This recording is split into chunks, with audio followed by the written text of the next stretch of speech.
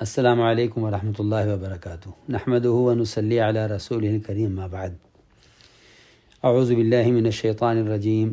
ظہر الفساد فی البر والبحر بما کسبت ایدی الناس۔ اس میں کوئی شک نہیں کہ اس وقت پوری دنیا میں یہ وبا ہم انسانوں کے گناہوں کا نتیجہ ہے۔ اس وقت یقینی اسباب میں دعائیں، استغفار کی کثرت، اللہ کی طرف متوجہ ہونے اور انفرادی عبادات اور اپنے گھروں میں رہتے ہوئے دعوت اور تعلیم کا اہتمام کرنا ہے۔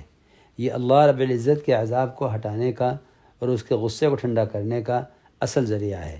البتہ ظاہری اسباب میں احتیاط اور تدابیر کا اختیار کرنا، جس میں خاص طور پر علماء حق کی طرف سے جاری کردہ ہدایات کا اہتمام کرنا ہے، نیز ڈاکٹروں کی ہدایات و علاج کا اہتمام، حکومت و انتظامیہ کا پورا ساتھ دینا، مثلاً مجمع جمع نہ کرنا، اور ان حالات میں حکومت اور انتظامیہ کی پوری مدد کرنا ضروری ہے۔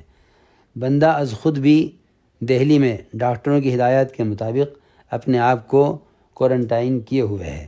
یہ احتیاطی تدابیر یقین، توکل، ایمان باللہ کے ہرگز خلاف نہیں، اس لیے ان تدابیر کا اختیار کرنا ضروری ہے۔ جہاں جہاں بھی ہماری جماعتیں ہیں وہ وہاں رہتے ہوئے حکومت کے قوانین کی پابندی ضرور کریں۔ فقط والسلام، بندہ محمد سعد غفر اللہ۔